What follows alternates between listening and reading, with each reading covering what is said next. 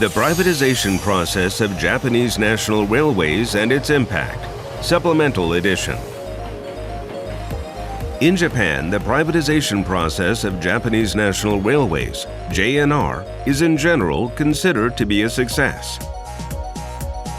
The autonomous management by each JR company promoted competition and greatly benefited users. However, when the JICA-Net reform was implemented, a wide variety of issues were discussed. 戦後の急速な経済や社会環境のこの変化と相まって国鉄の経営は悪化の一途をたどるばかりでありました。頻発するストライキやそれから毎年のように繰り返される運賃値上げ、職場規律の乱れとかそれからサービスの低下とか、こうした中で経営の自主自立と地域密着ということを虎視とするこの国鉄改革案はですね、画期的な改革案であったなと。ただこの改革実現のためには2つの大きな課題がありまして、余剰人員の解決とそれと積み重なった37兆に上る膨大な累積債務処理を一体どうするのかという課題があったということなんですね。で、結果的なんですけどこれらに対して本当に官民一体となった国を挙げてのですね取り組みがなされた結果ですね改革がなされたということとまたそれらを強力に推し進めた時の政権のリーダーシップということがこの改革実現のですね大きなファクターになったというふうに考えております。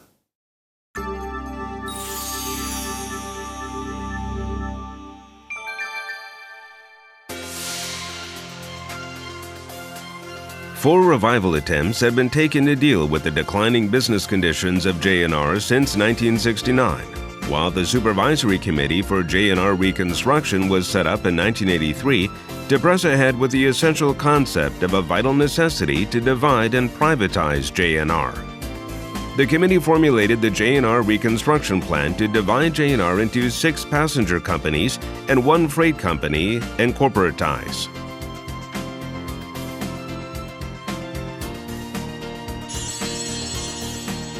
$25.5 trillion yen of JICA-Net's total long-term debts of 37.1 trillion yen was taken over by JICA-Net's Settlement Corporation.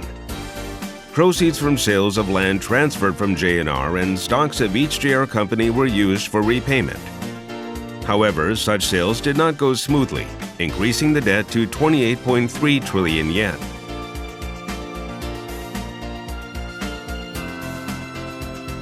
Therefore, the national government assumed a part of the long-term debt, which amounted to 16.7 trillion yen at the end of fiscal year 2018.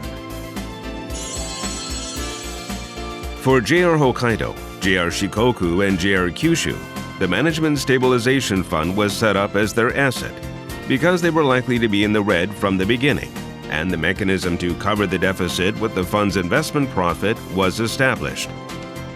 This fund is said to be in effect a governmental subsidy scheme.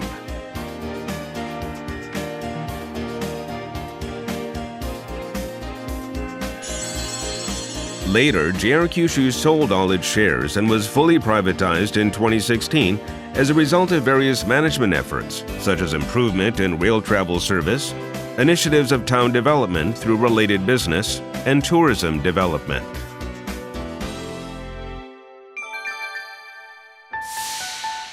In 1965, JICA-Net still employed 460,000 workers, but the number fell to 270,000 in 1986 due to rationalization and outsourcing. 200,000 out of the remaining workforce were hired by the JR companies. After the reform, JICA-Net Settlement Corporation also implemented an employment support plan targeting 36,000 former JICA-Net employees, excluding voluntary and non-voluntary retirees, and help them find other employment at governmental organizations, local governments, and private companies, thereby realizing a public-private partnership and employment mediation support. This would not have been possible without the cooperation of ministries, agencies, and private enterprises. Thus, for smooth railway management, support from an entity such as the central government may be vital. Rail administrators like you need to consider whether state assistance is necessary even after privatization, according to the circumstances of each country.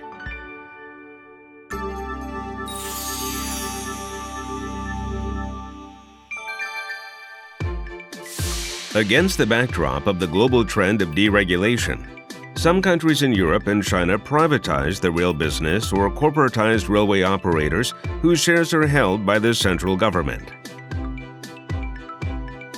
However, most of the urban railways in cities around the world are managed by public organizations.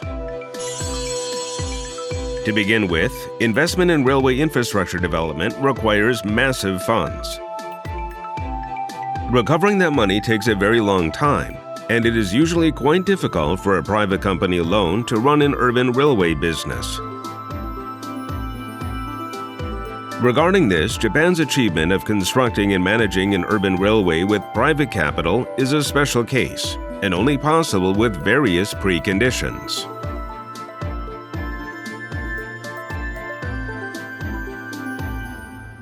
日本の国鉄改革の特徴は、後に誕生する6つの旅客鉄道会社がインフラを保有して、そして独立した経営を行っているという点にあります。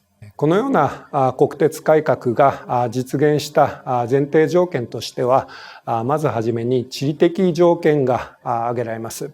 東京都市圏をはじめ、多くの都市が旅客輸送にふさわしい海岸線上に位置しているわけですので、これによって海外と比較するとはるかに多くの旅客を運んでいるという状況にありました。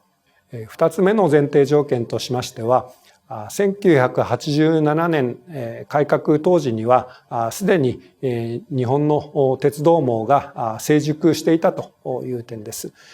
これによって新しく誕生する旅客鉄道会社は新線建設など極めて大きな設備投資というのは必ずしも行う必要がなかったという点です。3番目の条件としましては、改革当時にはすでに鉄道を安全正確に運営できる技術力と経営ノウハウを国鉄が蓄積していたという点が挙げられます。The development of railways in Japan can be attributed to rail infrastructure construction before the advancement of motorization. In the late 19th century, Japan relied on land transport such as express messengers, palanquins, rickshaws, horses, and so on.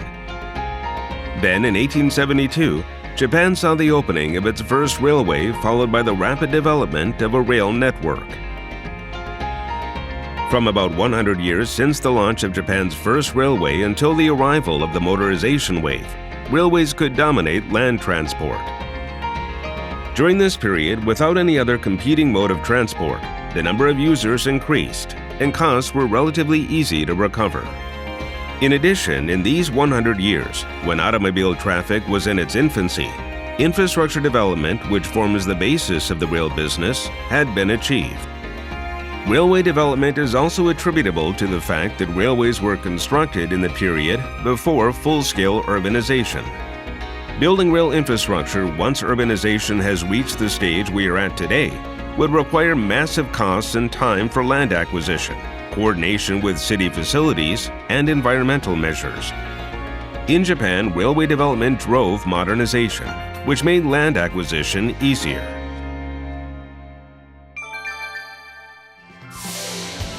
In addition, railway-centered town planning had been implemented at an early stage, while rail networks were being constructed in Japan.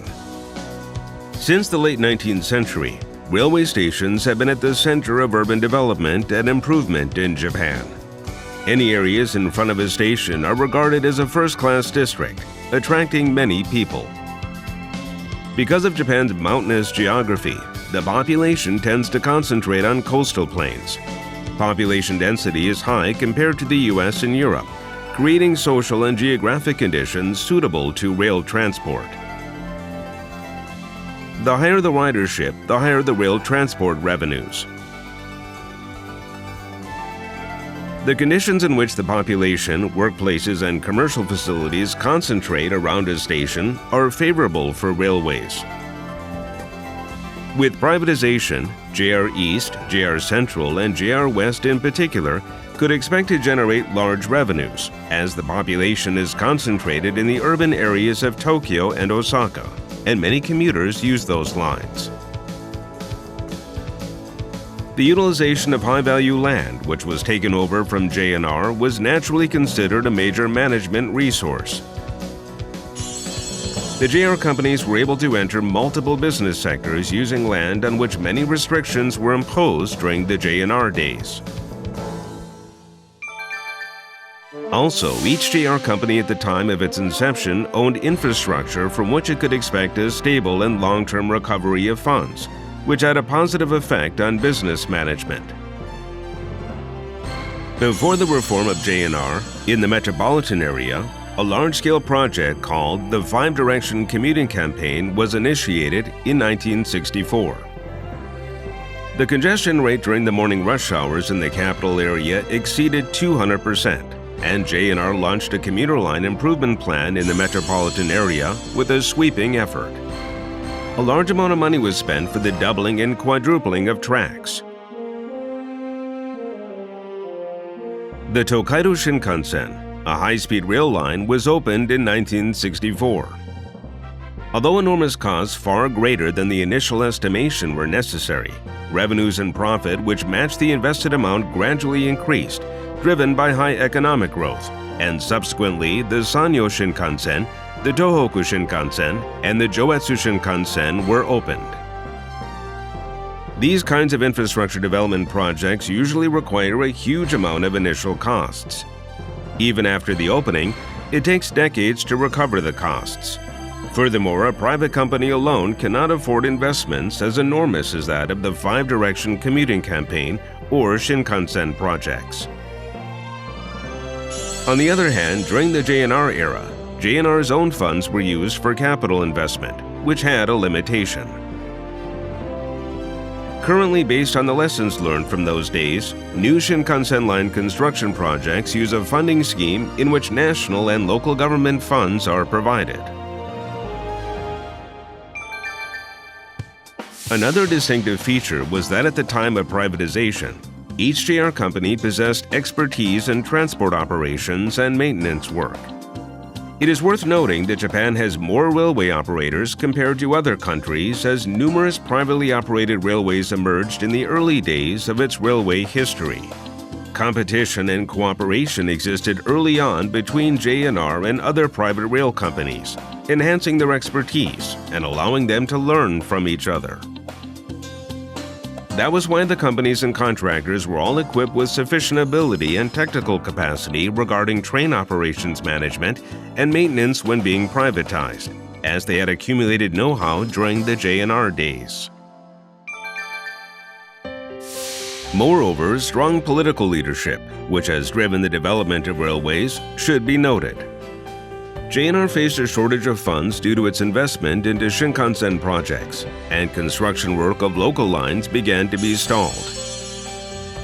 Then, in 1964, the Japan Railway Construction Public Corporation was established jointly by the national government and JNR, aiming to construct new railway lines and leasing or selling completed rail facilities to JNR. This was an organization that built local rail networks with public funds and sold them to JNR. The government, with the intention of actively promoting construction of new local rail lines, newly established this organization, separated new railway projects from JNR, and expanded the railway network to local areas with its political leadership.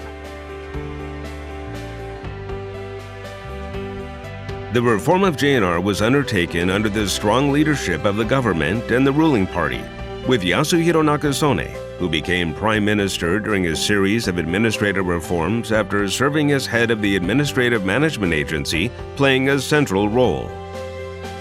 Until the passage of the JNR reform bills, the enthusiasm and efforts of numerous people supported this major reformation.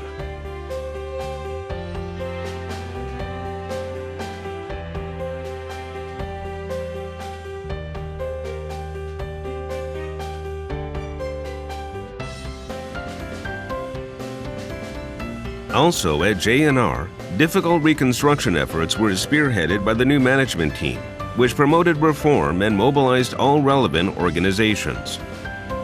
Personnel downsizing afterwards could not have been achieved without the cooperation of ministries, agencies, and private companies, but only under the strong leadership of the government. The development of railways involved politicians, working people, users, and many others.